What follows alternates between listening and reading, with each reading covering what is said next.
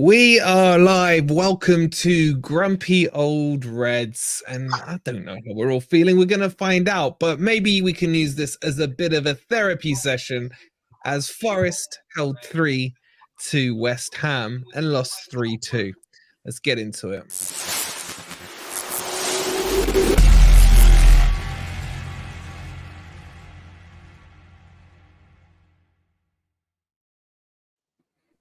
Evening, everybody. Hope you are well and welcome to Grumpy Old Reds. I just got something I just need to share with you guys first, though, before we get started. As we always say on here, there are things that are way more important, excuse me, than football.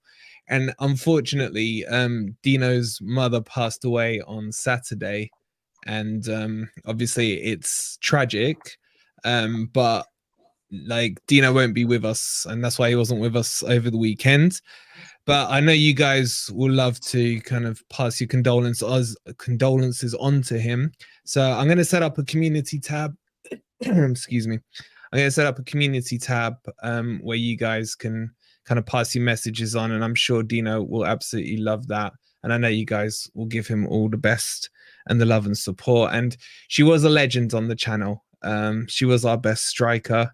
We miss her dearly, and you know, it is life, and just Dino and Dino's family, best of love from all of us, and we're here if you need anything at all. I don't want to sound the note, but I just we're one big family here, guys, so I just wanted to share it with you. Dino is okay for me to pass that on, but yeah, just wanted to make sure you guys were all well aware. So there are things more important than football. But we are going to talk about football with the boys. Ez won't be with us because that laptop is just, well, you guys have seen the evidence of it. But we've gotten better than that. We got Crypto with us. How are you, Crypto? I'm good. Yeah, I'm not too grumpy. Probably more grumpy with Ant singing in the last show than what happened in the match. But... And we got out of office Lemmy. Lemmy, dedicated all the way from my motherland. You're up in Scotland, aren't you, mate? Yeah, I'm up in Scotland this week, but you said, do I want to hop on this stream tonight? So I thought I'd give my 2 pence while I'm up north, out on loan again. Can't ever stay down in Nottingham. I'm constantly getting shipped out. So, well, you know, from Scotland to Middlesbrough is not too far these days, mate, is it? Oh no, it's like 2 hours. It's fine. Whereabouts are you in Scotland? Whereabouts are you? Place called Falkirk. So kind of slap bang between Glasgow and Edinburgh. Yep. Yeah, Edinburgh's not better. Much there, is there, mate? There's not much there, Falkirk. Hey, watch your mouth, Edinburgh, mate, Edinburgh. And there's a few comments saying, "Are you going to sing this stream?" Can we just let them know that you won't be? Listen, I can sing beautifully, but I'm not going to sing beautifully for a West Ham fan. Come on, guys. Fair play to you, though. Fair play to you. If you guys didn't catch Beat the Drop and lost his bet, and to be fair, Ant, that singing was actually better than your singing at the Forest matches. I was slightly worried that you put more effort into that than singing Mulligan's Hair. You cheeky young scamp. Oh god. All right, let's kick into it. So we're doing something different. I don't know if you guys prefer it. We did it on Beat the Drop, but we've pinned the running order of the show into the comments just so you guys know what's coming up. Maybe some of you don't care about the first topic and we'll just tune back in 10 minutes, but it's up there for you guys. And I just want to kick it off, and Crypto put the agenda together, so if you don't like it, blame him right there. I've forgotten it already, though, and I can't see the pin. Well, you're going to kick us off, mate, because we're going to start with Cooper's formation and his selection. It was an unchanged team, unchanged tactics. Were you happy with what you saw? Yeah, I think from my point of view, I won't speak for everyone, but for me, I feel like I need to be fair to Cooper, and this is kind of what we asked for. Mm-hmm. And me, as myself, said, look, if we try this, we try attacking football, we go forward at the back, etc., we're still going to lose games. And even if we lose games, then I still prefer it to what was happening before. Because there's two ways, you know, someone could argue, oh, we should have played 5 at the back again because we lost. but actually there's been a progression now, not just with the formation, but with the team selection too. And I know one of the things we'll talk about later is the substitutes, because it seems to me like he's not, afraid anymore to make changes, which I think people are kind of expecting.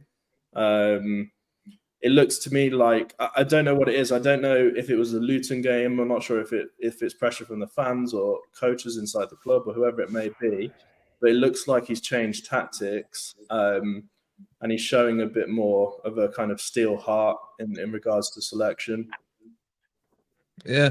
Well, what about you, Joe? Lemmy, sorry. Did you think it was fair? Because I think everyone was happy when we saw the team sheet. The only real doubt was Tufflo injured because he came off, etc.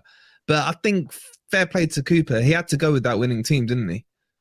Yeah, and I think it's definitely a point kind of raising that we went with that same team that was everyone to a man would stand out against Aston Villa.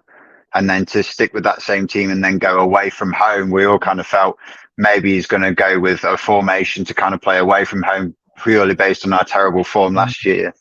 And then try and stick with a different formation to then go forward when we're playing at home. But to go and say, no, I'm going with this exact same team and formation, regardless of whether we're playing home or away, I feel that's the kind of step forward that we're kind of looking for. We didn't want to have to keep on playing low blocks. So to stick with that same team, it really showed a lot of intent, and I was really happy with that.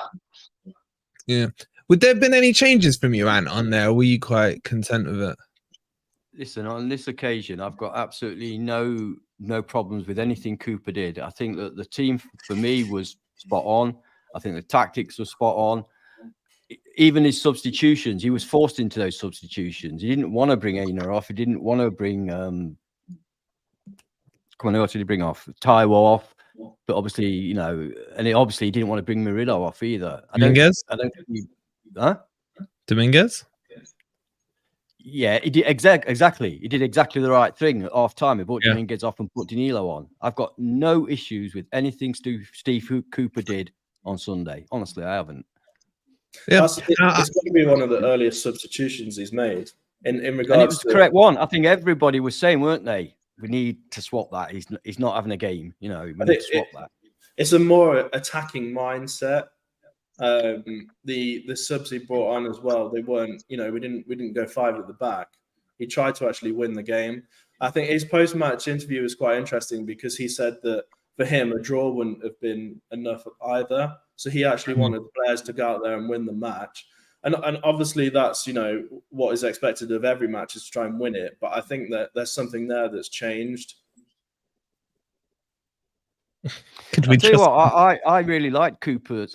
I really like Cooper's interview afterwards because he genuinely seemed to be angry about the mistakes we made, and that's what we need to see.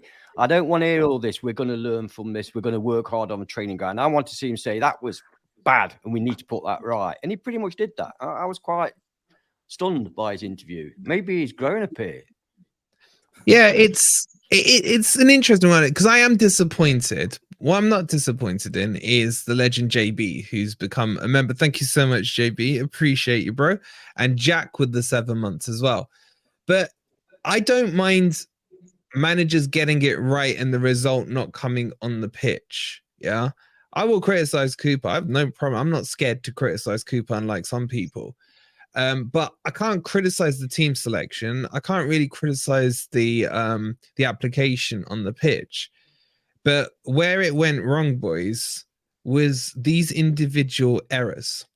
Yeah. These individual errors just keep happening. And I gotta say, this is annoying me because I'm hearing the same excuses again. And I'm aiming this at the players now. There's been a lot of times, well, if we hadn't made this mistake, we would have won. If this hadn't happened, we would have won. Yeah, but it did happen. And the problem is, it keeps happening. It keeps happening. And that's the bit that's frustrating me a lot in it. And it's like, how do you cut these mistakes out? Is it a coaching thing? More so, on the training ground? Is it the players lacking in concentration? Or is it something else, Joe? Where would you put this one down to? Because there was a few mistakes yesterday. I feel it falls down to a couple of things, really. I mean, the 2 corners that we concede in the second half, that has to really sit with coaching, because that's just teaching players on the pitch, right? This is who's man marking. And you could probably say the way that fell down is, if we're watching it back, the 2 players who've won the ball for West Ham to score those goals, they were technically being marked by subs. So did they know who they were supposed to be picking up? Were they prepped for that going into the game? Maybe not, but conceding 2 corners in a single game that's not good enough, and that has to be on the training pitch. You have to know who you're supposed to be picking up and how to deal with that. In terms of the first goal, that kind of just seemed like a freak accident from Dominguez, which is really unfortunate. As soon as that happened, give like 10 minutes after that, we settled into the game, and it was at that point we kind of realized, right, we don't have to treat this like the away games like last season, where we have to be afraid and be really conservative. We can actually go out and try and play football, and that's what they did. But I feel like it was just that settling down period right at the beginning that just had that is a pure error from Dominguez, and I'm pretty sure he's going to be beating himself up about that for weeks on end. But that's something that you can't really teach. That's just going to be that's just settling into the game that's cost him there. But the 2 corners is what's killed us. Yeah, and you're nodding away there. You agreeing with what Remi's saying? Yeah, I agree with everything that Remi's saying. That the mistake, that's not a coaching thing, is it? You know, players make mistakes. Sometimes they get punished. Sometimes they don't get punished. You know, that could have easily have bounced off the back of Sangari's leg and gone to a Forest player. It's just one of those things. The corners, however, that can be down to coaching, because obviously teams spend a lot of time coaching, defending corners, and it doesn't look like it, but I suppose taking corners as well. We'll come on to that. I think you're absolutely right. The subs came on and they didn't know what they were doing. I mean, they were dreadful goals to concede from the corners. I mean, so elementary. I mean, Bowen's probably one of the smallest players on the pitch, and he was free. He was free in the middle to put 5'8". He's taller than he's shorter than us. He's shorter than us. No, it can't be. Nobody's shorter than us. So something went wrong there. Now, whether that's down to the players not listening to instructions, it's very difficult. It's very easy to blame coaching staff. Oh, he should have done that. If he's been told to do that and he doesn't do that, I don't think you can really blame the coaching staff in that respect. So that needs to be sorted out within the club. Whether it's we told you to do that and you didn't, or hey, Gaff, you didn't tell me who to mark. You know what I mean? It's a big. On that one, and they did ask him that. Colin actually asked a question. I think it was Colin in the interview. It might not have been meant to be marking. So there you go. There. So that you put down to players, don't you? Not obeying instructions. And if that's the case, then rollickings need to take place at the training ground. Obviously, if we concede goals like that again, I should be really annoyed, because they did it twice in one game. They shouldn't be doing that again. And if somebody does that, they should be hooked. If somebody doesn't mark who they're meant to mark at a corner, get them off. I don't care who you bring on. You know what I mean? Because if they're not going to obey instructions, they're not part of the team. Yeah. Brandon is saying, I have to disagree, guys. I'm sorry, but while the performance was, I'm sorry, but the whole performance. The whole performance, which that threw me. Thank you, Joe. When was the last time we had 2 wins on the bounce? I get what you're saying. I mean, we're going to get into. Don't get me wrong here. I'm not going to speak on it. I'm frustrated because I thought West Ham weren't great at all. Most teams who score in the first few minutes, yes, it was a mistake. You would expect them at home to then apply the pressure. For me, that first half was quite dull, to be honest, but we stayed in on it. And then we got the goal at the right time, and then we kicked on into the second half. But we will come on to debate that in a second. Where don't say sorry. You're fully entitled to your opinion. But on the corners, Crypto, something I noticed, I was sad enough to slow it down and watch it on the replays. I don't think we're learning, because I'll probably do a video on it sometime this week. When you actually freeze frame from looking at the goal so you can see all the players in front of you, every single player to a man, apart from Danilo, was watching the corner. They were watching the ball for it to come in. And then when the movement happens, That's when Bolly lost his man. That's when I think Aurier ended up marking Bolly at one point, and then suddenly the ball comes in and it's all panic. It reminded me a lot of I don't even remember back to the Fulham game last season at the City Ground, where they scored 2 corners as well. And it was a mess of who's marking who, a bit of ball watching and what have you.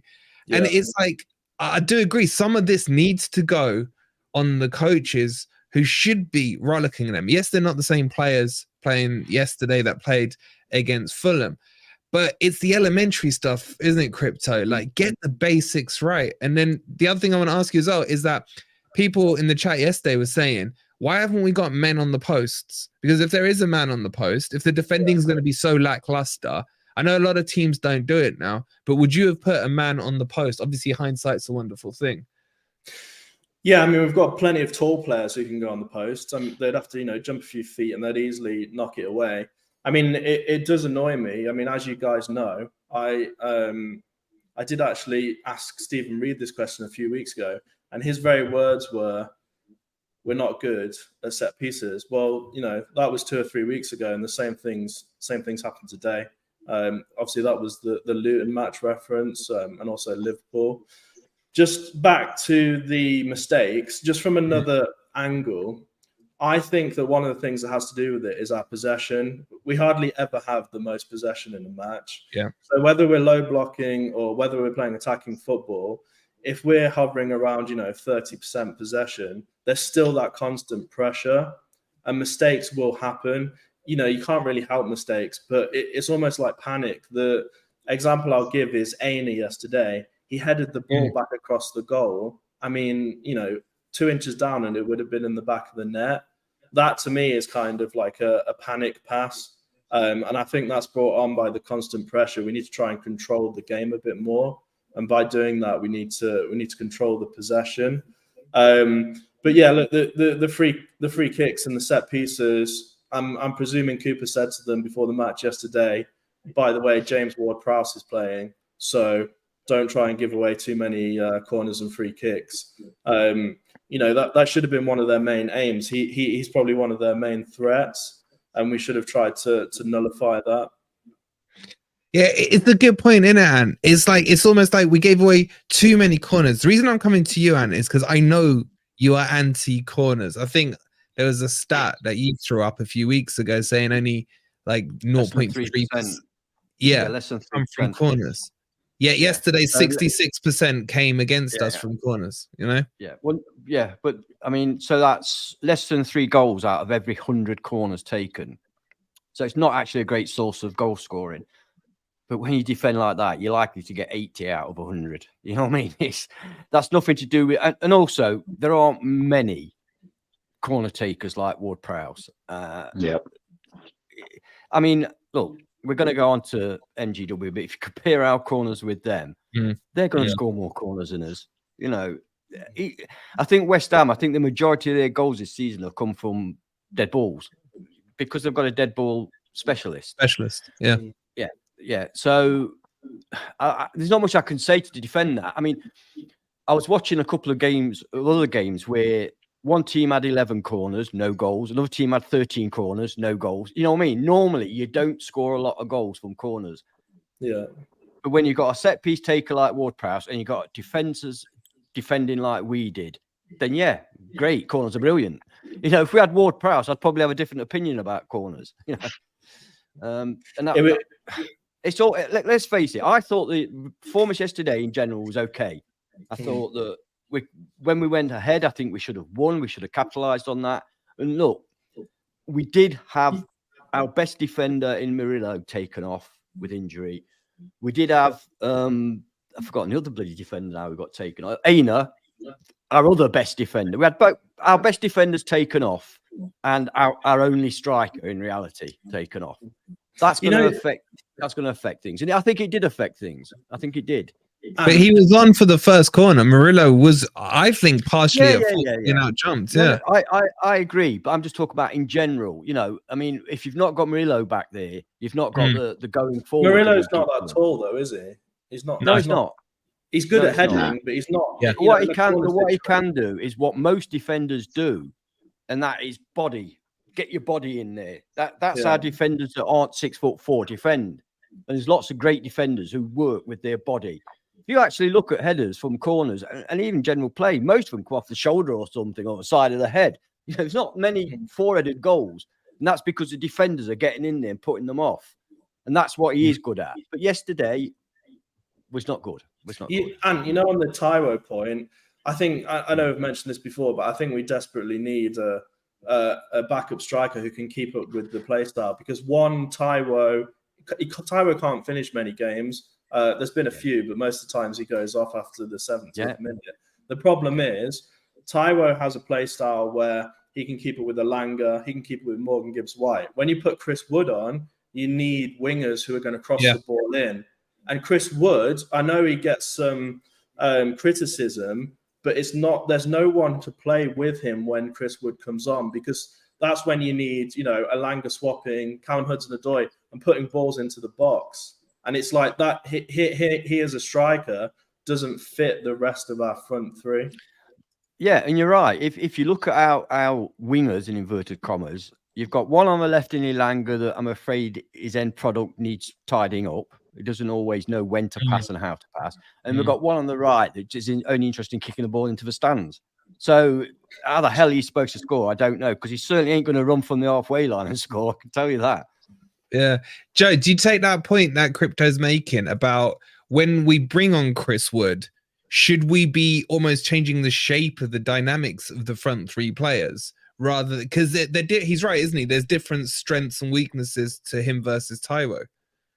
Yeah, it's definitely right that there's different strengths and weaknesses, but unfortunately, if we're kind of forced into a position where we're having to replace a striker for a striker, it's going to be in a position where we're either fighting tooth and nail to try and scrape a win out of a game where we're drawing, or try and cling on to a result where we think that we're going to probably end up, we're in a losing position, we've got to try and get a goal back. So changing one player to then change the entire system, we've got to then be in full process management to think, right, these are the possible situations we're going to be in. And if you then got to take Taiwo out for Chris Wood, you've then got to think about the entire setup across the pitch and think about other subs that you've then got to make to be able to accommodate that change. So it's just difficult not having a like-for-like swap that we're able to have with someone, because Taiwo is definitely our number one striker and he's going to be for the rest of the seasons to come. We just need someone who's able to play like Taiwo, really, to be able to bring on as our substitute, because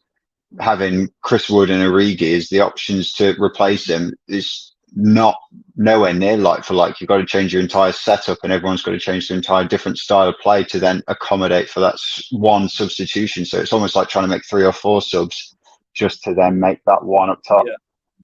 Lemmy, would you not think that Origi would be a closer profile fit to Taiwo over Chris Wood? There's no dig at Chris Wood. I'm not a fan of Chris Wood, but and to be honest, I haven't been massively impressed by Origi. But in terms of not having to change that style, then could Origi do that Taiwo role a little better? And chat, what do you think as well? And make sure you've hit the like. There's only 50 likes and like 250 of you in here. But you see what I'm saying, Lemmy? Would that make more sense? Possibly, but again, I mean, we've only had Origi in for a few games and he's had an injury and he's looked completely out of fitness. So if you're then making that as a like for like, it's a significant downgrade then. Whereas I know that we're all kind of, well, not all, I'm mainly aiming this at you, Wolfie, but we all have our criticisms of Chris Wood. But when he has come on or started a game, he has, this season specifically, he has kind of proven some of the doubters wrong. So Steve Cooper's always going to look at him now as his replacement as someone who's going to be able to possibly bag us something, because he's already got 3 goals this season. So that's just always going to be his swap now until we get someone, hopefully in January, that's going to be a better option for us to be able to have for a substitution. You see, what I think is, I think the team is built around Morgan Gibbs-White. And him being I agree. captain, I think proves that.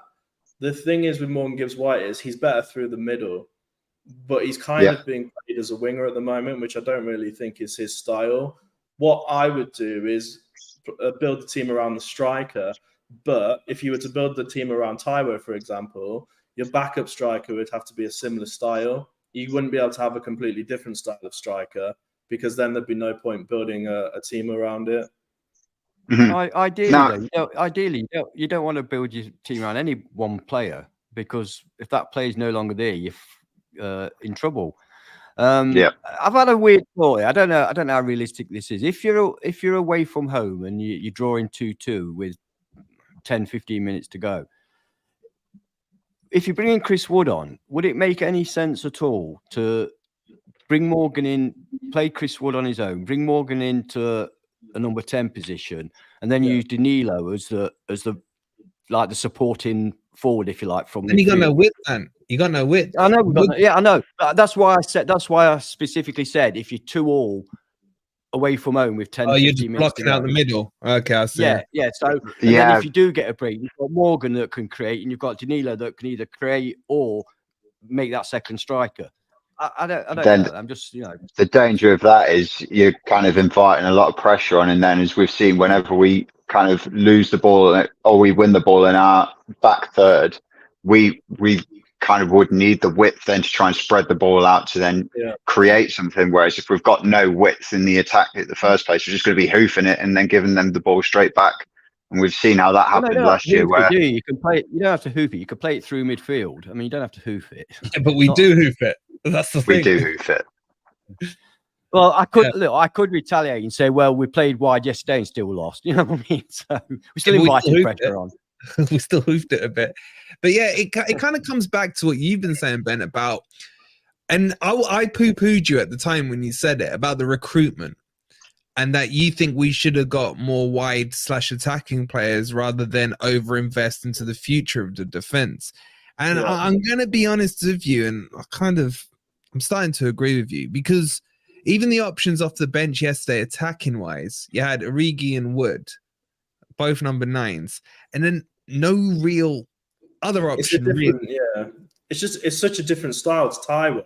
Like, I think it was Lemmy said, like, if you bring Chris Wood on, all of a sudden that whole front line kind of doesn't work, and you can't replace your whole front line, which is why I think they needed to recruit someone who was similar to Taiwo in style.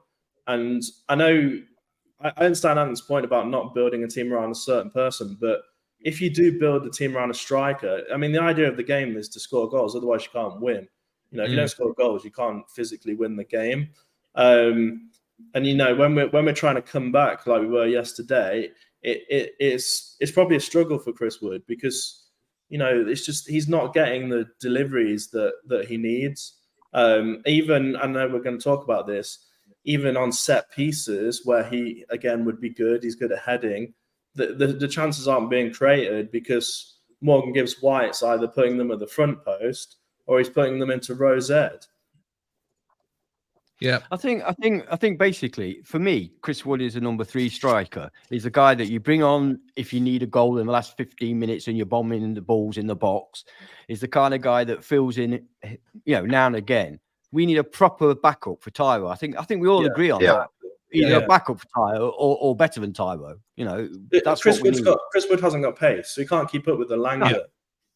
It's a useful guy to have in your squad because he can score goals. We've seen that. So he's a good finisher. When necessary, bring him on. But as a starting or a change for Taiwo, I think we all agree he's not really ideal. Yeah, as a second striker to bring on in place of a defender or a midfielder if you're chasing a game, but not a like-for-like swap when you've got to take Taiwo off. Yeah. And, there's some interesting things here. I mean, Castro saying conceded 2 goals from 2 corners. I was just looking at the stats.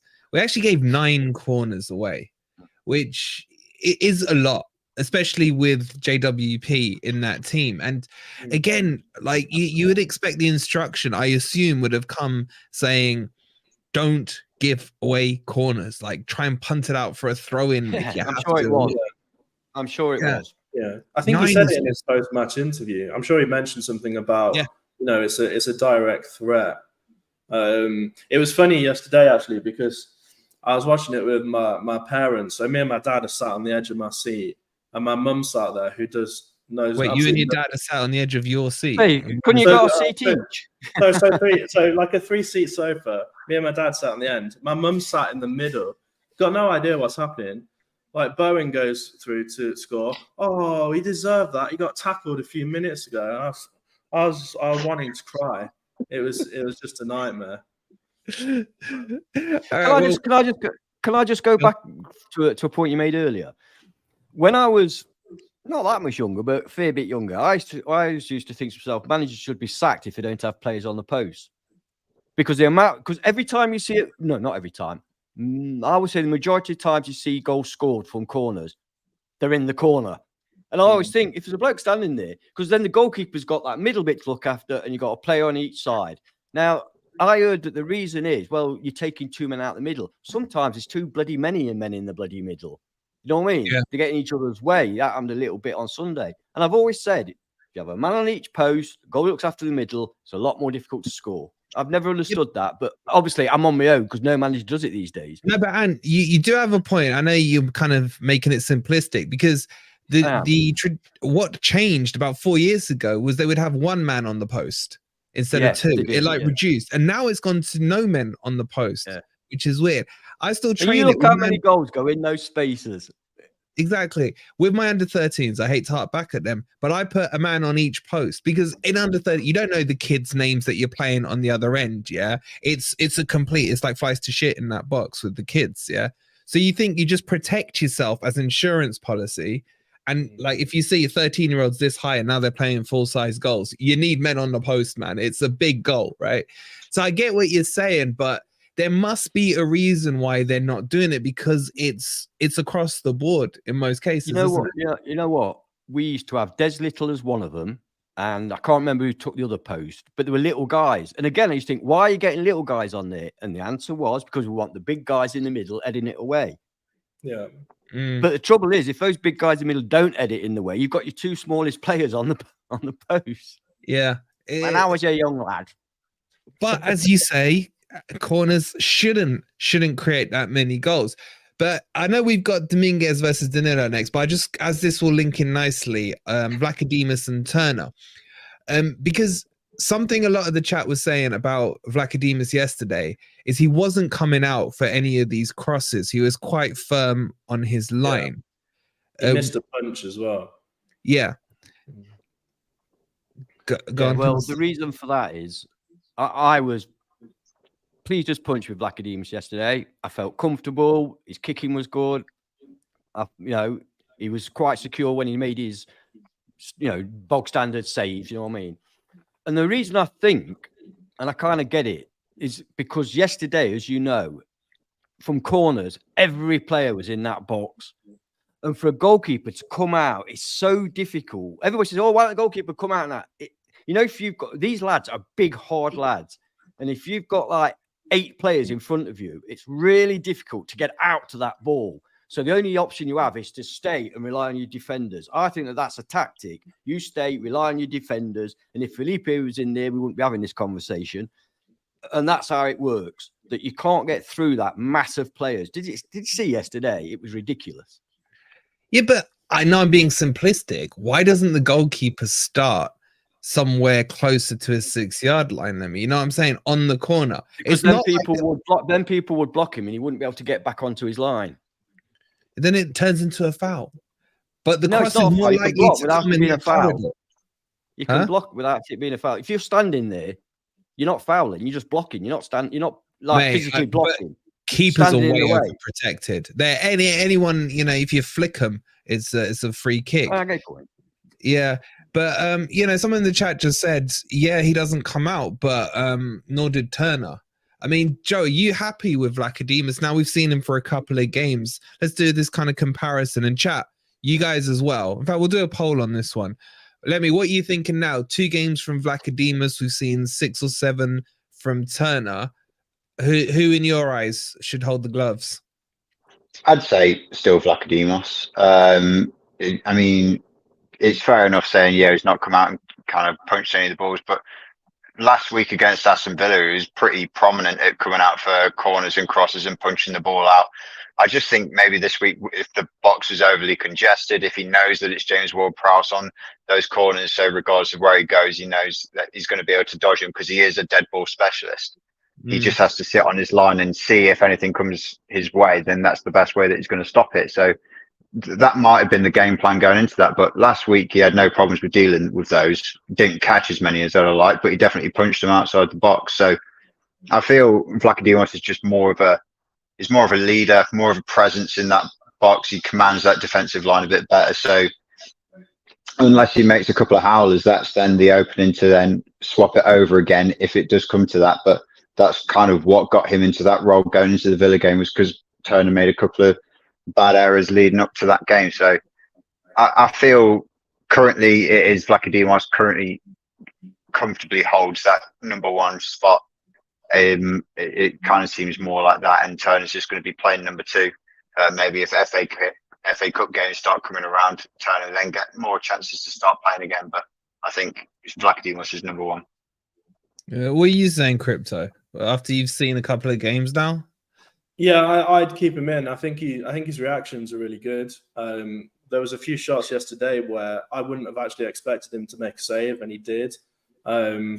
So he hasn't made any massive mistakes. I think he commands the box quite well.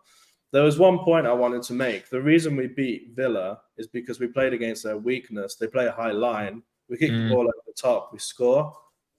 But the match yesterday, it's almost like we played to their strengths. Their strengths are set pieces, and we played to that. Whereas in the Villa match, we played against their weakness. And I think the plan will have been from Cooper to do that, but the players just didn't put it into action. Yeah. What do you reckon, man?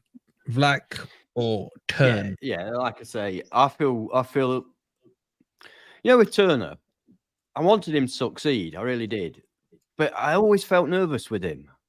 I don't know whether that's because I wanted him to succeed, but I always felt nervous. With Vlachodimos, I don't. I feel quite secure. And that's so important, particularly for the defence, to have confidence in their goalkeeper. I think his kicking's a lot better, if I'm honest. Vlachodimos, I think it's a lot better than Turner. Throwing was next level yesterday. Throwing was superb. He set up, I honestly believe he set up more attacks yesterday than Chris Turner. Chris Turner? Is it? I forgot his bloody name. It's gone already out of my mind. Turner has all season. I think he set up more attacks in one game than Turner has all the season, and that's important because we have got pace. We have got pace going forward. So, yeah, for me, I've got no doubt at the moment it's Vlachodimos. Yeah. Well, according to the chat, 92% of you are backing Vlachodimos.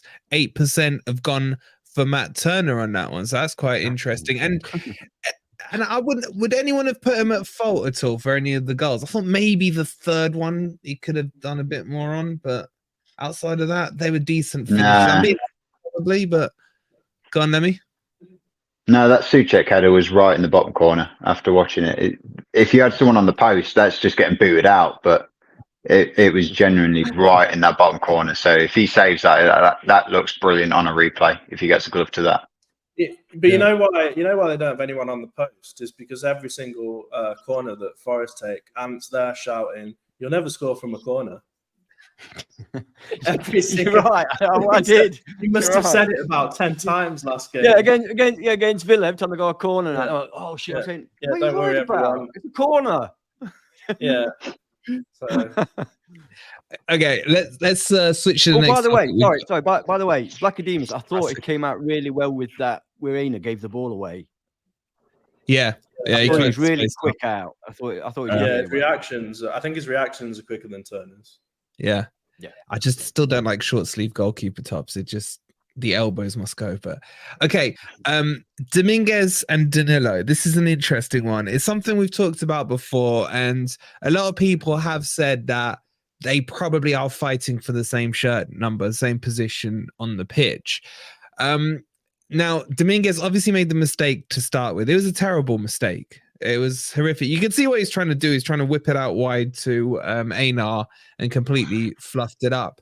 But the problem for me, Crypto, is that he didn't then recover from that. And his performance for the rest of the half, it was completely out of sorts. Now, the talk is he got a bollocking at halftime. Apparently, I don't know how true these rumors are. I've seen a few reports on it that Cooper did lace into him a bit. I don't know if I quite agree with that after one mistake, but you have to say, if that was a Joe Worrell that had made that mistake, and I pick him specifically for you, Crypto, you'd have been up in arms. So is it right that Cooper really dug him out? If the reports are true, I don't know if they are or not. Yeah, I'd agree with it. I think, you know, when players are competing for their spot, the way I would do it is you play until you have a bad game. I know Cooper said when Turner made a mistake, it was short-sighted to change him for that. And apparently there's another reason to bring Vlack in. But I'd argue against it, because you've got to give the players a reason that, you know, somebody else is going ahead of them. And I think the best reason to give them is, well, if they're more informed than you, then you should try to get back in that form. You know, you can't please everybody. We've got a good squad at the end of the day, and we've got some good subs who can come off the bench. But I think you've got to play the people who are in form. And Cooper mentioned that Danilo was looking good in training. Obviously, he's looked good in matches, especially at the end of last season. So if Dominguez's head is not in the game, and psychologically it probably will have gone as soon as he made that mistake, then yeah, I'm happy that Cooper took it on to make the substitution as soon as he did. Because if he carried on out of form for the next 20 or 30 minutes, again, it could have just cost us more goals. And the saying, Gary Baldy's saying here, and he is right. Apparently, he was ill this week. With that being the case, should he have started at all? I know it's hindsight and everything, but yeah, well, you're right. It is hindsight. I mean, it's very difficult when a player's been ill rather than injured, because you know, it takes it out of you in a different way, doesn't it? Let's try and put that to the side for a bit, because we don't know how recovered it was. Of it. Yeah. Now, you know me, I'm a little bit old-fashioned, I suppose you could call it, if some people want to. If a player makes a mistake, yes, bollock him. Bollock him. None of this arm around it, or never mind, it doesn't matter. It does matter. Yeah. To be a professional footballer, particularly in the Premier League, you've got to be hard.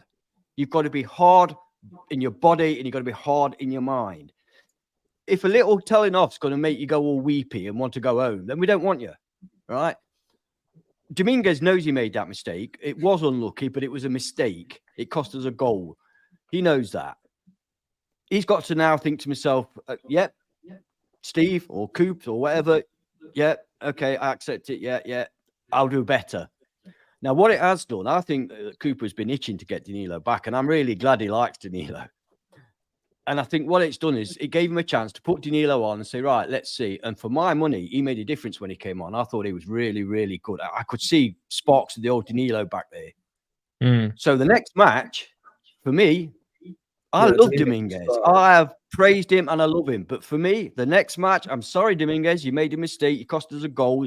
We brought a player in at half-time. He made a good impact. He looked full of life, full of running, full of fitness. He's playing the next game. And in the next game, if Danilo makes a mistake, off you come, Dominguez. I don't know if I agree with that. That's all right. I don't care. I agree with that. I think you've got to, like Andrew said, you know, if you're having a good game, then you keep your position. If you make a mistake, then you're gone. Yeah. He's done it with other players. And I think that's the only way to do it, because otherwise, you've got to try and talk them out of playing in that position. You know, you can't go to Dominguez and say, right, Danilo's starting because he's better than you. But you can go to Dominguez and say, you've made a mistake, so now it's Danilo's turn to prove himself. And if he makes a mistake, then you best be doing well in training to make sure that you're going to be picked to replace him. Because they've got that effort in, not just not in the match, but in training to prove that they want that position. I can't remember what match it was, but there was a match where, you know, Yates kind of won. Can you remember when we made all those signings? Yates and Worrell had some of their best games ever because they were fighting for their position. They know, you know, we've bought 2 or 3 centre-backs. They were fighting for their position. That Chelsea game with Worrell and McKenna, that, you know, they have the desire to try and win that position. And I think you've got to keep that within the squad. Otherwise, if people just think, let's take Morgan Gibbs-White, for example. He's the captain. He's Morgan Gibbs-White. I'm going to play every game. I'd drop him. I know we're going to talk about him in a minute, but I'd drop him. I'd prove a point and say, you can't keep doing these stupid little back heel flicks, passing it to the ref running up and down the sideline, and you can't just keep kicking all of these corners, too far or too short. Save it for the go on. So yeah, and also Morgan Gibbs-White can't shoot, unfortunately. So, but yeah, I think you've got to be hard with them. You've got to be harsh, and they, as a player, should have a competitive edge, and they should want to try and do better to get back into the team. Can I just add to that? That was something else as well. If you're Danilo, you're an excellent football player. You're now fit and ready and rearing to go. You've been doing brilliantly in training, and you sit there and you see a guy in your position make a mistake. What message does it send to Danilo if you don't play him? Oh, all right, so he can make a mistake. It don't matter then. No. All right, let me have that competition. Dominguez is not finished. We've got a player in Danilo that I think deserves to be given a chance now that Dominguez has made a mistake. And if Danilo makes a mistake, then you bring Dominguez in if he's proven it. He's got the mentality. And also, it's Cooper kind of being ruthless, and I think that's what we need. Go on, Lemmy. I want to hear what you say, and then I'll have my piece on this. But go on. What do you think? I feel if we were to set that precedent of if you make a mistake, we're going to open the door for someone else to come in. We're going to have a revolving door of 11 players starting every single game. We're never going to have a consistent team, which is what we were begging out for the entirety of last season. The amount of times that but we could not predict a team last year. We could not predict who was going to be. You could probably doing well if you managed to guess 5 players who were starting a game last season, and we saw how detrimental that was to us trying to build a squad, and it finally came to fruition right at the end of the season. So now we've got a core of 3 midfielders who we all feel, yes, these 3 are starting midfielders. We've now just about got 2 starting centre backs and a back 4. So now we've just kind of got a couple more pieces. Once Callum Hudson-Odoi is back in the team, right, who are we going to try and pick as our front 3? And then we've got a starting 11 who we want to start playing every single game. If we're swapping players out 1 for 1 because they make a single mistake, we're going straight back to where we were at the end of last season. But I'm sorry. We're not saying that. I'm not saying that. You definitely have to try and make improvements, and that's why I'm looking forward to Danilo being back to full strength, because then he can compete between him and Dominguez. But if you're suggesting just taking Dominguez completely out because of a single mistake, that is awful. No. My point is with Danilo, Aina made a dreadful mistake. I wouldn't consider dropping him because we've got nobody better. Because it didn't lead to a goal. Because it didn't lead to a goal. Because it didn't lead to a goal. Even if it had led to a goal, we have got, in my opinion, we have got nobody better or as good to come in for Aina. With Dominguez, in my opinion only, Danilo is as good or better to come in. That's the difference. I'm not saying it's because he made one mistake. I'm saying it's because we've got a player there that's waiting to come in that I think is a better player. It's only my opinion. I think for me, I'm not saying every mistake means you don't play, because as I say, Aina made a dreadful error. It's more the form of the whole game. His form in that whole half, as the half was not great, not just the single mistake, because he could have had a mistake. But that was because the mistake became 2 minutes in. If you drop an absolute clanger like that 2 minutes in, you're going to be bricking it for the rest of the time, thinking, how the hell am I going to recover from that? You're going to be constantly off of your game from that. So making that mistake so early was an absolute killer for his entire form. And that's why I have no negative feelings about him getting subbed at half time. Is that what we want? Subbing him off at half. And it's shit for the rest of the game. Is that mentality we need in the Premier League? Danilo but that's it's just human mentality. You can't really teach that out of someone unless they're like really top elite.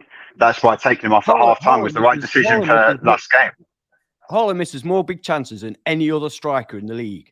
But look at his mentality. Another striker misses a chance and he drops to bits and can't finish for 6 months. Would you drop Haaland? Scoring goals and conceding goals are completely different ends of the spectrum. Haaland has 20 shots per game, so if he misses 19, he doesn't care. He knows he's going to score one.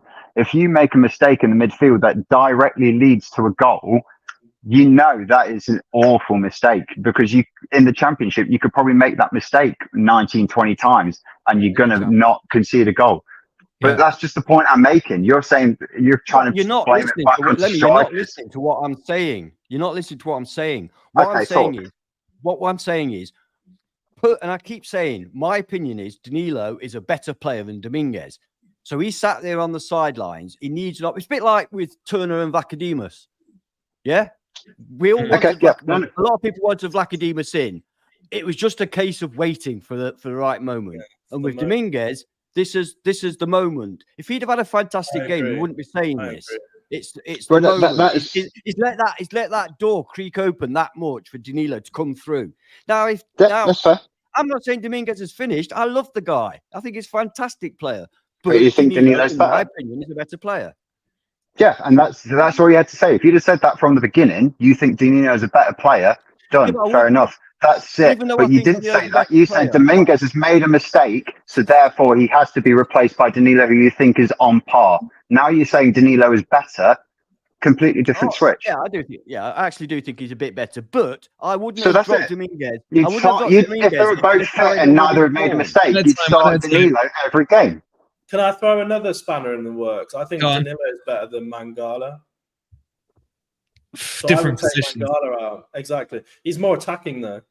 And that's All right. Well, let's not throw that spanner in the works. I've got to say, I side with Lemmy on this one. I will say, because I think it's more about form than mistakes. I agree with that point. Like, if you are going to say you're going to breed the culture of one clanger and you're done, yeah. And hang on. No, I must let me just take something back. I maybe went over the top when I said one mistake and you're out. Okay, it was more to do with who you got coming in and giving them the opportunity. I get what you're saying. It's like you're saying if Taiwo makes a mistake, you can look the other way because he's better than what we've got. Yeah, you're saying if Tussler makes a mistake, well, we've got Nico Williams, chuck him in. You're saying base it on position. I get, as an example, I'm not saying necessarily, but my point here is you don't want nervous wrecks on the pitch who are more worried about making a mistake than they are about trying and making a mistake. I will always back a player who makes a mistake because they're trying to advance the ball or to create a chance, and that causes a mistake, rather than someone, because what you could end up with in this scenario is safe play. Let's just pass the ball sideways. Let's just pass it back to the goalkeeper. Yeah, and that achieves nothing because it can breed that. I get your point, Ant. I get your point. But I think for me, if Dominguez plays the next game and he does another clanger or he has another bad half, then you start looking at it and thinking, okay, this is now a trend rather than an anomaly. That's where I am with it. I would have absolutely zero problem with Dominguez starting the next game. I'm not screaming for him to be kicked out. I'm just saying it's opened the door for Danilo to come in. That's all I'm saying. Yeah, I get you.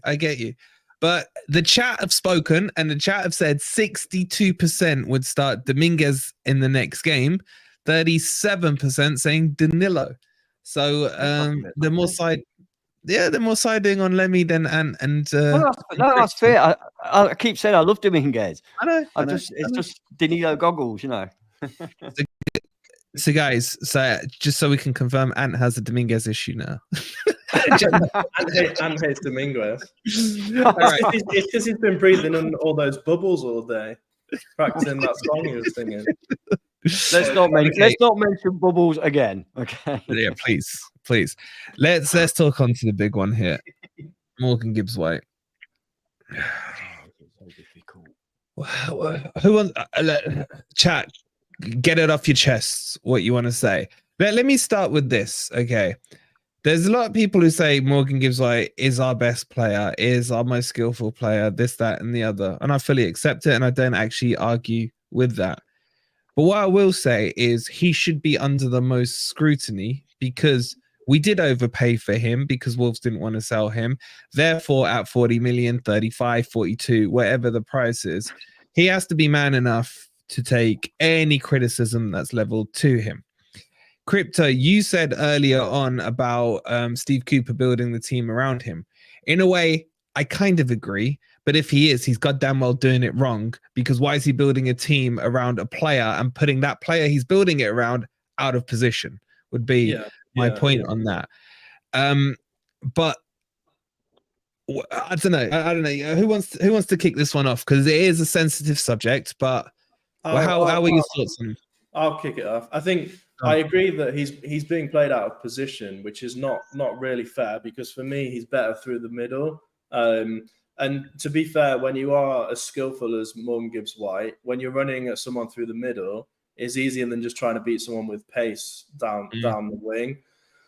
I'm not sure, for me, giving him the captain's armband was the right idea. I think that gives him almost like a free pass to think, right, I'm the captain now. If I have a bad game, it doesn't really matter. I like captains to be centre back, so I would have given it to Niakate personally. I think Niakate is pretty consistent every game. The thing that's starting to frustrate me with Morgan Gibbs-White is, and people have mentioned this in the chat, when he's trying to do these stupid passes, like he had his back turned to the ball and he tries to kick it back and he just kicked out of play. It's a wasted opportunity. And there's no need to do it. And I don't really understand why he has to feel the need that, he could just turn around and passed it to the guy instead of trying to back flick it to him. The other thing that really annoys me is his corners. There was a corner. It was funny yesterday because I sat there, first corner from Morgan Gibbs-White, and I said to my dad, this is going to be bad. And my dad said, I don't know why everybody says he's bad at corners. First corner, first man, doesn't be the first man. Second corner, nearly goes out of play on the other side of the pitch because it goes too far. He's as someone who's the kind of set piece taker, I would have thought that he could get it within a 7 to 8 yard space in the middle of the box pretty consistently. And his shooting is awful. His shooting went into Rose. I feel like there's better players on the pitch in regards to crossing. For me, I probably put Toffolo. Yeah, I put Toffolo should be taking corners and free kicks 100%. Because every ball that Toffolo puts into the box, lands on someone's head. What is it? 3 assists in the last 2 games. Even someone like Serge Aurier can put a better ball in than Morgan Gibbs-White. So look, again, it shouldn't really be Morgan Gibbs-White to run down the wing and put balls in. That's the thing, because he's not that type of player. He's a number 10. He should go through the middle. But if he's being trained to do that as a professional footballer, I would have thought that he would be able to put it somewhere close to where it needs to be. Go on, Joe, jump in. Well, yeah. Yeah, no, I fully agree. I think in terms of dead balls, we've had a full season of it now, and we've not really seen any kind of fruition from it. So having him on every single free kick in a corner seems a little bit over the top. We have to start exploring other avenues. I think, like you guys have said, Toffolo, he needs to be given at least a chance on one side for corners just to see what we can do, just to see if we can curl it in from different angles, because as a left-footed, he can curl it in from one side and then Morgan Gibbs-White can take it to the other, but trying to phase it out a bit. I feel that has to be the way forward, and I'm pretty sure everyone in this chat and on the panel agrees. He has to be started to be phased away from dead balls. In terms of him on the pitch and as a captain, I do think he is still probably Forest's best player, technically, on the pitch. What he does in terms of these fancy flicks and passes, he has to start phasing that out as well, because it's awful. It is so frustrating. He's almost like 90% of the way there to being a really top class player for Forest. Like, we've seen it in the stats. He's pretty much top of the leaderboard for every single stat, I'm pretty sure, in terms of shots, assists, chances created, passes created. He's top of every single stat, but it's every single time he gets the ball and he releases it, and if it's just like a silly flick on pass or something that goes into nothing, just gives the ball away for absolutely no reason. That's what is infuriating. But the amount of time that he gets on the ball, and he is our creative outlet. And if he's playing in the middle with Hudson-Odoi and Elanga on the wings and Awoniyi in front of him, I'm pretty sure that is where Cooper saw it while trying to build a team around him. I'm almost confident that is what he was aiming for, and having Hudson-Odoi out after a couple of games has completely killed that. Although if you did that, you'd have to drop one of the midfielders. Yeah, he would. He definitely would, but I'm pretty sure that was his vision when he was trying to build this team. Whether he's not recruited enough wingers to fulfill that vision is another question. But I wouldn't have thought that Cooper's plan was to adapt Morgan Gibbs-White to start playing out on the wing, it would have been keep him in that cam role and build wingers around him, and then have a striker up front and play a flat four in the back. I think playing in that position, we will see the best out of him. He is just he has to cut some of these silly mistakes that he's making out of his game and start phasing them out from dead balls. Yeah, they're taking the piss out of you a bit, Lemmy, in the chat with your Dalek voice and your Gary Birtle style camera, but I say thank you. Putting the effort in from Scotland, boys.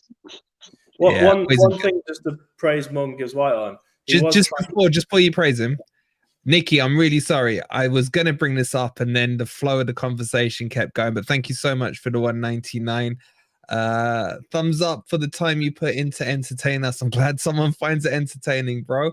And I'm trying to keep through the comments. They're absolutely flying through right now. So if there's any important points you want to raise, just like Nikki, chuck in a super chat. It really does help us with all our production costs. And do as I've done. Hit the like. And yeah, we've got like 250 in here, but 81 likes. Take a quick second. It's free to do. This one doesn't cost you a penny. Hit that like button. And if you're new to Forest Fan TV, make sure you're subscribed as well. Go on, Crypto. You're going to praise him on something that I want to get Ant's thoughts on, MG. Yeah, so I was just going to say, I noticed that yesterday he was tracking back a bit more. In one of the previous streams, we criticized him for not tracking back at all. Yesterday, he seemed to come back and help the defense out sometimes, which I think is a good thing. Sorry, Eddie, so funny. Okay, go on, Ant. What was your take on him? Because I'll be honest with you, you and Ez are probably the first two that started to get twingy about MGW last season. And it's all stuff you were saying last year that, to be fair to you guys, we are still seeing this year. Did that... Gone? No, go on. I'll say it's funny you should say that, because my first sentence was going to be, here we go again. It's the same old thing, isn't it? We're all saying the same thing over and over again. He's got talent. He's got a lot of promise. He's got a lot of potential. His stats are good, which surprised me, to be honest. But the flicks and tricks, twice yesterday, was it yesterday? It seems ages ago.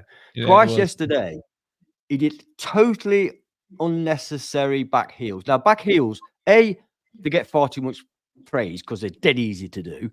The back heel is dead easy. And B, why is he doing them when you don't need to do them?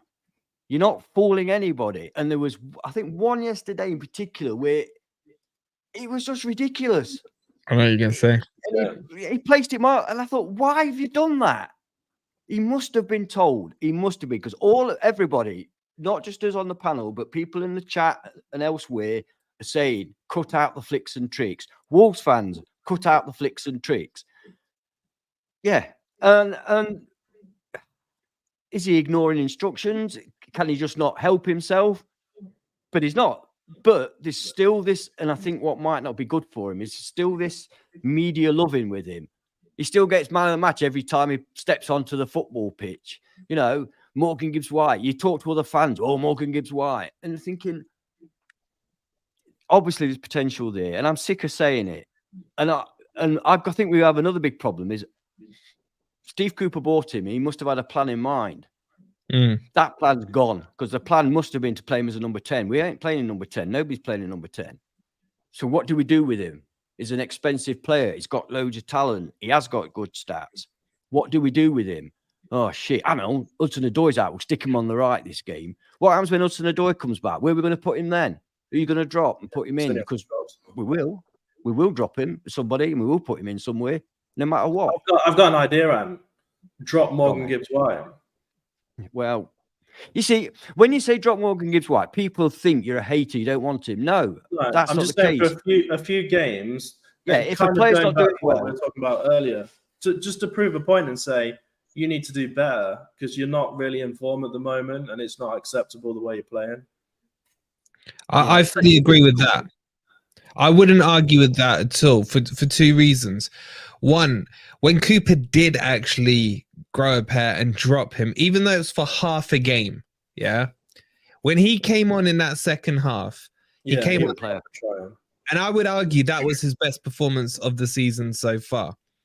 And secondly, I'm sorry, it's square pegs and round holes with Morgan Gibbs. And I love the guy, man. I think he is way beyond talented compared to a lot of the rest of our squad.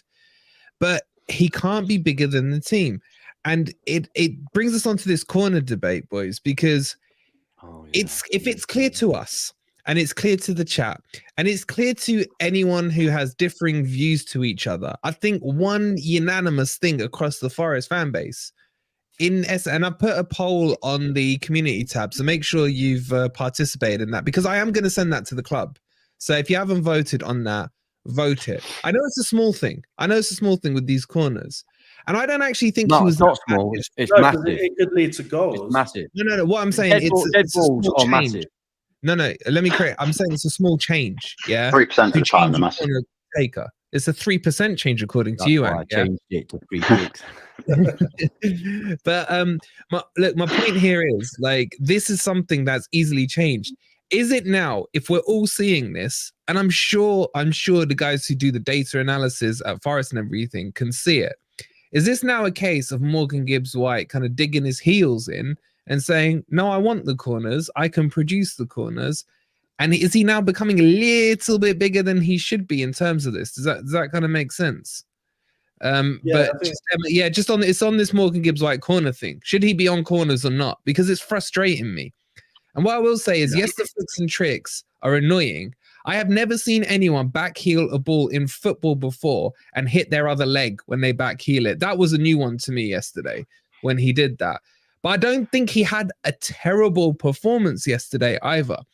But it's highlighted. The problem he's got right now is he's highlighted on the corners, and he's highlighted for every trick and flick that doesn't come off. Yeah, he would do better off just playing the simple passes, going back to outside the boot one if he wants to do it, that through ball through, which I haven't seen a lot of this season. But is he getting bigger than his station in terms of he has to come off corners? He has to. It's been like this for over a season now. We were saying the same thing last season. I mean, if let's say, I think he is the penalty taker. Let's say he misses 100 penalties in a row. Would you keep him on then?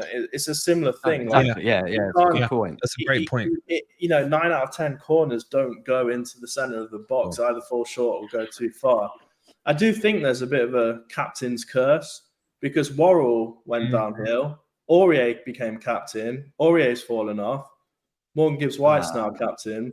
I don't know. Is it extra pressure? Maybe it's just me. But I don't think he's been any worse with the captaincy. No. But I tell you what, it's frustrating as well. I absolutely love the way that Toffolo can put those balls in. And Cooper himself has said he's the best cross, and I believe him. Absolutely believe him. He's the best crosser. So why is your best crosser not taking corners and free kicks? Don't get it. That's got to be that. I'm kind of thinking that is Morgan saying, no, I'm taking them. Yeah, exactly. Just the next person jumps in. A couple of you saying, where's the poll? I've just pinned the link to you there. So make sure you vote, because honestly, this corner thing is frustrating me. I will get it sent off to the powers that be. So get your votes in. What did crack me up, I think it was Keith, if I remember rightly, put a comment in there. Because at the moment, the poll is nearly 1,000 voted. 84% have said someone else. And also what I've said as well, in the comments, put in who you think should replace him. It's all well and good saying, no, not him. But who should it be? What I couldn't believe was 16% said, yes, fair enough. Everyone's entitled to their opinion, as we always say on here. But I really thought that would be one of our most lack of polarization in the polls. But it's interesting to see. So get your votes in on that one. Are you guys all in unison that you think Toffolo should be on corners, in swinging and out swinging?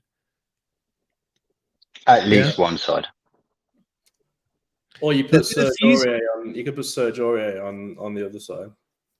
Because there's been a few suggestions. I'll give you the names that people have commented on. A few have said Einar.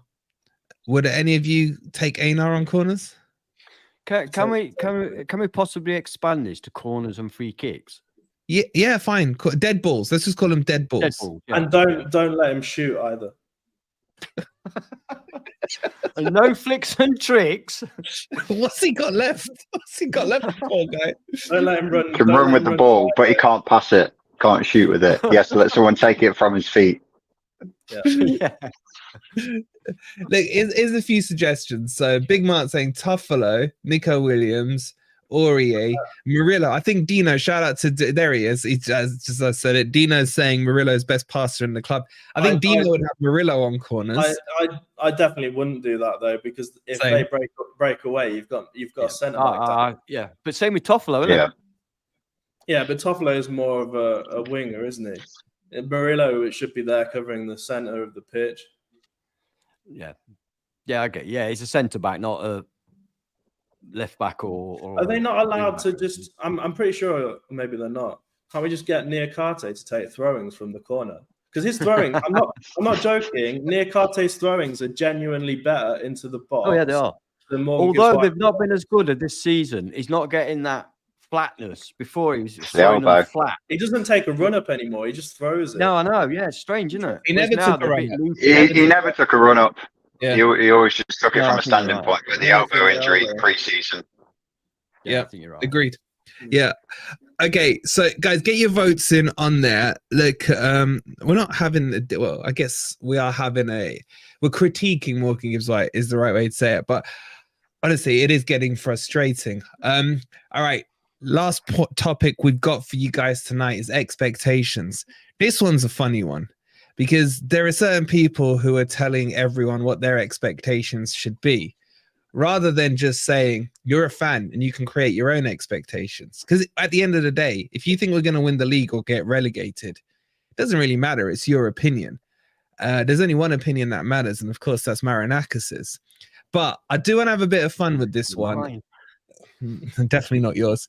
I want to have a bit of fun with this one because we're now a quarter way through the season. It's the bloody international break. Last one, I think, until Feb or March, something like that.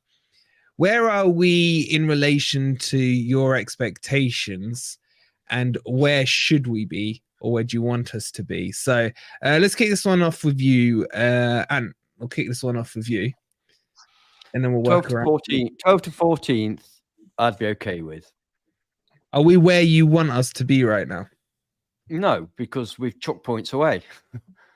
Not one. Probably where we should be. Probably is the right way of asking it. I refer you to my earlier answer. No, okay. Because we've chucked points away. Yeah, but we have gained points. We shouldn't be drawing at home to Luton. We shouldn't be struggling against whoever else we've struggled against at home. I've been to all the games. I can't remember them. We shouldn't be losing 2-0 up to Man United. Yeah. But should we be winning away at Stamford Bridge? We've won 2 games, I believe, in 26, which is an awful statistic.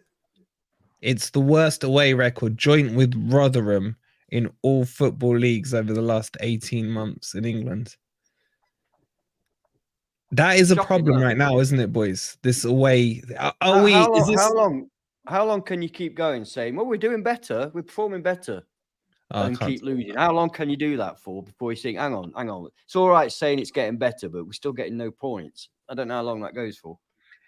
For me, that argument doesn't wash because it's a bit like it's a bit like when you look back and remember. Like, how far back can I go? What's my? The Man U Forest game 2-1 back in the day. Yeah. If you ask me now, how did we play? Were we an improved team on the game before or after? I can't remember. All I remember is the goals and the scoreline. So why is it that, we lost to West Ham 4-0 last season. We only lost to them 3-2. As far as I'm concerned, we got the same amount of points out of that game last year as we did this season. Why are people looking beyond it? I don't mind a comparison to a previous game or a previous 4 or 5 games, but I didn't hear anyone last year comparing where we were last year to the season before when we were in the championship in terms of performances. So this one doesn't I don't know. Maybe it's just me. How do you see it, Lemmy? You're as the voice of reason on this one. Where are you with expectations and performances, etc.? I feel like I'm going to be I'm going to get absolutely flogged here as the optimist. No, I feel we are on par, and I know that's going to. I don't like saying that because I feel like we've got a much stronger squad than where we should be in the league. I feel the way that we're playing is representative of we should be much higher up in the league.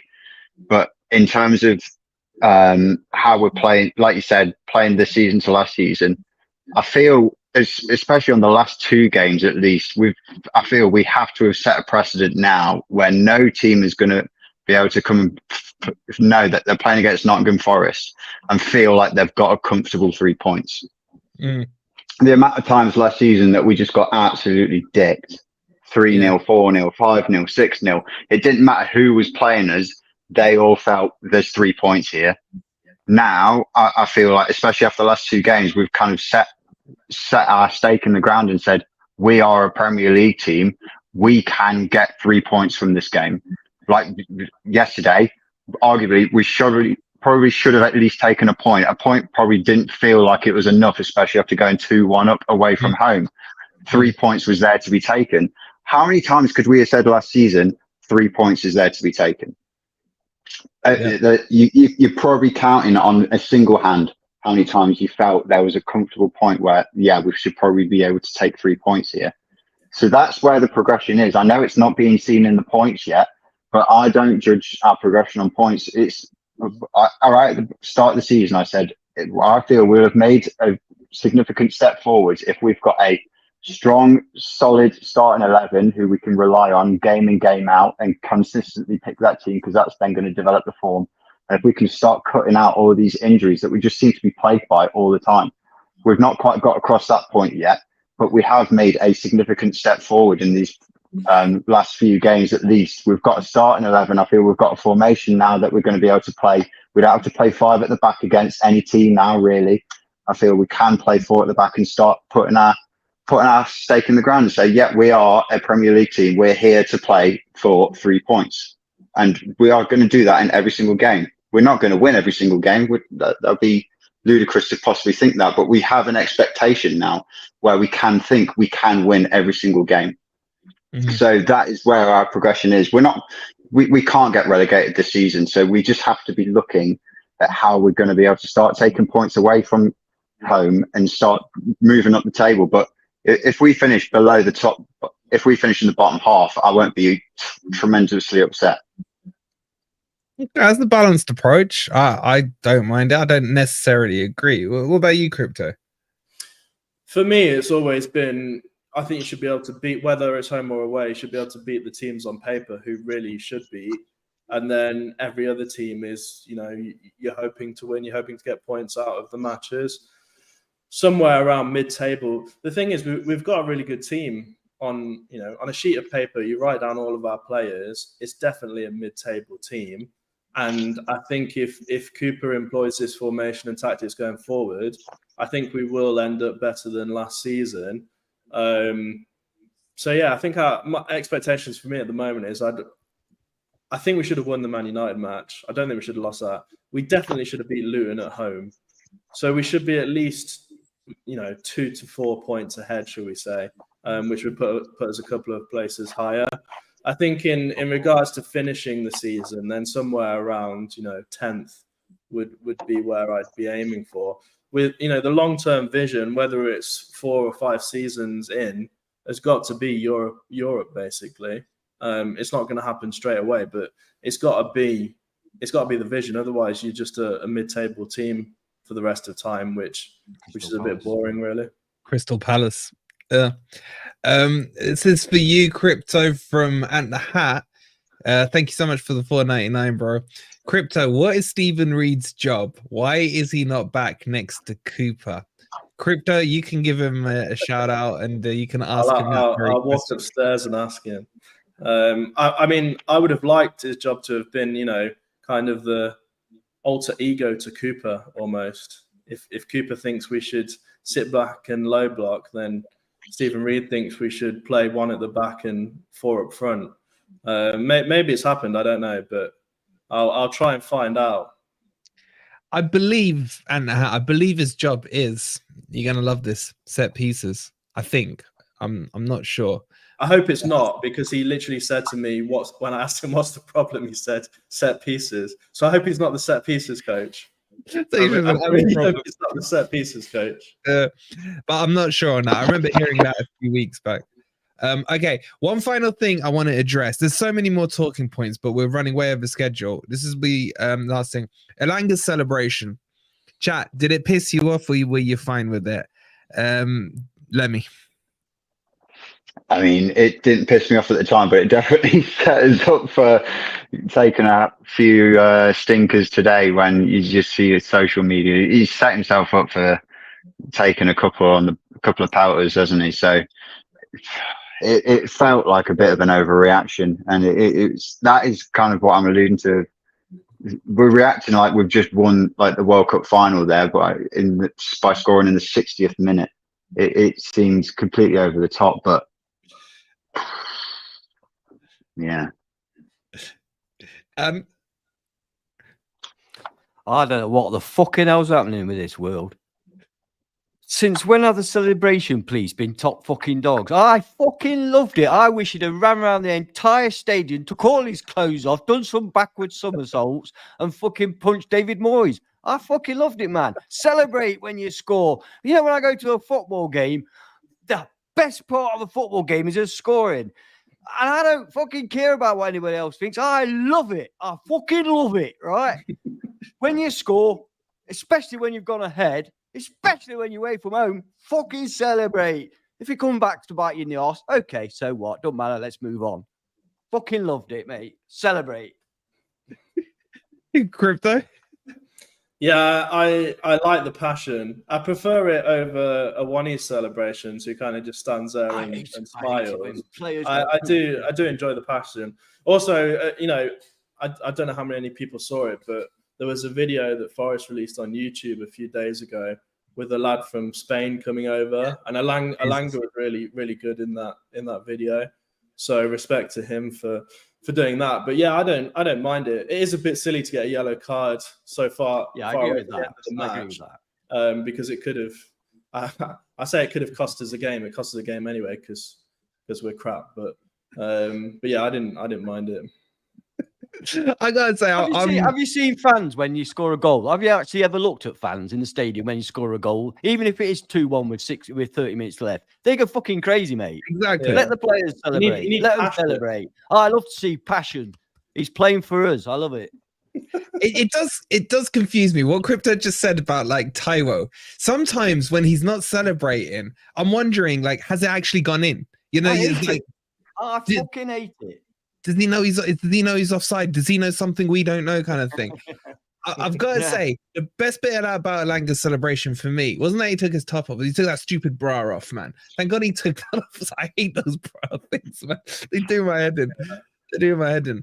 But I don't mind it. And, you know, I mean, and you're spot on. We just shouted out and we scream. And, you know, I called the game done. And then they literally scored as I said it. So, you know, come at me. Don't come at Alanga about it. Keep with the £2. Crypto hung his shirt that way. So that way, because it says... Actually, Keith, it says Morgan Gibbs-White, but I crossed it out and wrote JWP. All right, guys. Thank you so much for the £2 Crypto. Sorry, Crypto, Keith even. I think we'll wrap it up there. Hopefully the stream has cheered you up a bit. Probably hasn't, but look, you got 2 weeks to recover from it. There are still plenty of videos coming out on the channel this week. Please make sure you vote on that poll because I really want to send that to the club and kind of get their thoughts on it as well. Who knows? Maybe they don't even consider it a thing. But yeah. It's been a fantastic stream. Sorry we've overrun. We'll be back with a couple of videos tomorrow and throughout the week. Thank you so much for tuning in. Get those likes up. Hit it if you haven't already. Subscribe if you're new. Come on, you Reds. You Reds. You Reds.